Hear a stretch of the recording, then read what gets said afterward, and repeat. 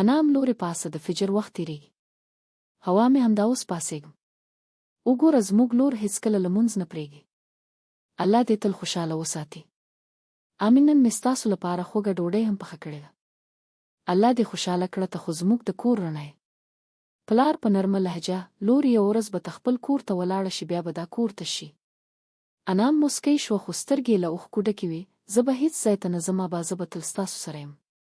خو انام ته څه پته وه چې قسمت د هغې لپاره بل څه لیکلي دي. خاله په خوشحالۍ: السلام علیکم، نن زه یو ښه زیری راوړی یم. وعلیکم السلام، رازه خورې څه خبره ده؟ د انام لپاره له ښاره خواست راغلی دی. په کور کې چوپتیا خپره شوه. پلار په سخته لهجه: ښار نه زه خپله لور دومره لرې نشم لېږلی. هلک ډېر ښه دی، کار لري، خپل کور لري، یوازې دی، مور او پلار یې هم نشته، هغه ته یوه ساده نجلۍ پکار ده. مور په اندېښنه: که یوازې وي نو زموږ د لور خیال به څوک ساتي؟ هغه به خپله ساتي، ډېر مسل دی. پلار د زړه په زور: ښه ده، که زما لور خوشحاله وي نو زه یې منم.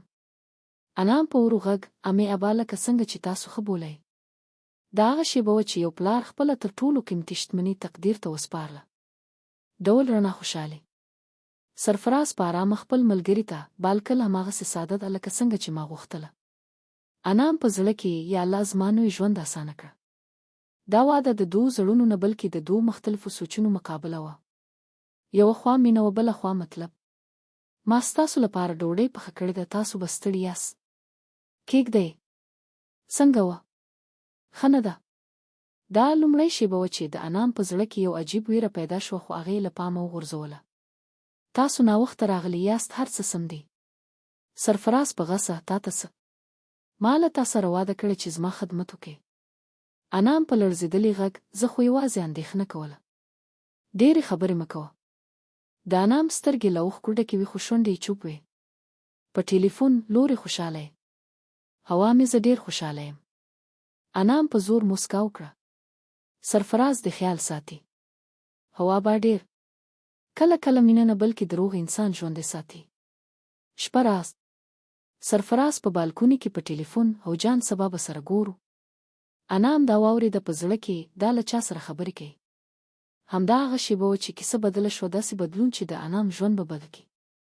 وایي دوکتل ورو ورو شروع کېږي، لومړی رویه بدلېږي، بیا خبرې او آخر کې اړیکې. د انام په ژوند کې هم همدا کېدونکي وو. سبا د ښار کافه.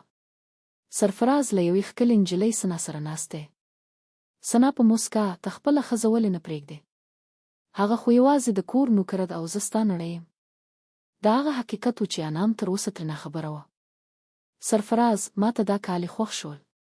بیا یې څو ده؟ یوازې 500. ستا لپاره هر څه. دا یوازې پیل و. هغه نجلۍ سرفراز ورو ورو په خپل جال کې راګیر کړی و. انام یوازې ناسته وه، انتظار یې کاوه. کله کله انتظار یوازې د وخت نه وي، د زړه هم وي. هره شېبه پوښتنه شي: ایا هغه به راشي؟ او چوپتیا ځواب شي: ډوډۍ راکړه. زه ډېر وخت راهیسې انتظار کوم. تا ته چا ویل چې انتظار وکړه؟ زه خو یوازې ستا لپاره. ما ته ستا د اندېښنې اړتیا نشته.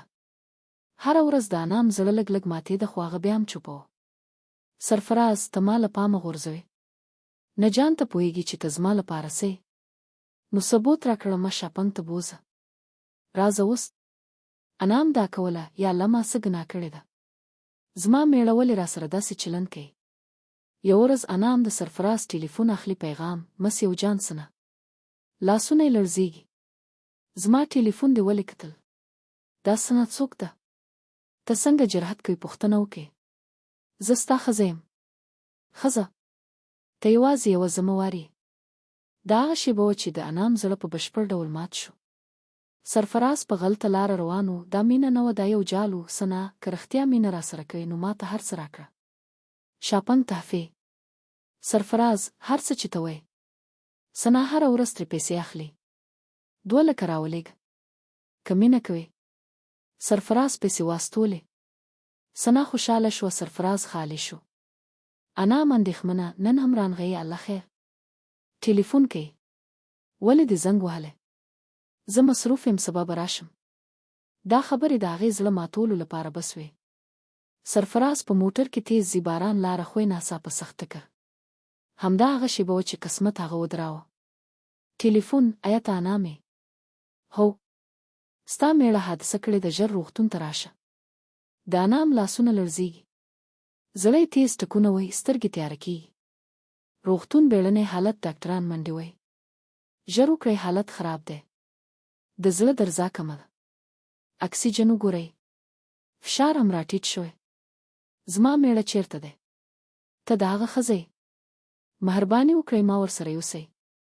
هماغه انام چې هیڅ ارزښت یې نه درلود نن یې نوم اخیستل کېږي. سترګې خلاص کړه، زه راغلی یم. دا مینه وه چې له هر درد سره ژوندی پاتې وه. ستا د میړه ژوند ژغورل شوی، خو یوه پښه یې سخته زیانمنه ده، ښایي بیا ونه ګرځي. سرفراز کمزوری، زه چیرته یم؟ ته ښایي زه درسره یم. غرور یې مات شو. سرفراز سنا ته زنګ وهي، ما حادثه کړې، زه دې ته اړتیا لرم.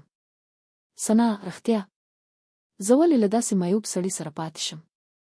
زه غواړم ژوند خوند واخلم. هغه نجلۍ چې د هغه لپاره یې خپله ښځه زورول، هغه یې پرېښوده. سرفراز مات شو. ما څه وکړل؟ ما هر څه له لاسه ورکړه. انام، اوبه وڅښئ. ما پر تا ظلم کړی، ما وبخه. ته زما میړی، ستا عزت زما عزت دی، زه هیڅ شکایت نه لرم. انام د هغه خدمت کوي، دعا ورکوي، ډوډۍ ورکوي.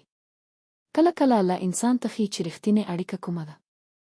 څو میاشتې وروسته سرفراز د درېدو هڅه کوي. انام، وګوره ته ولاړې، الحمدلله.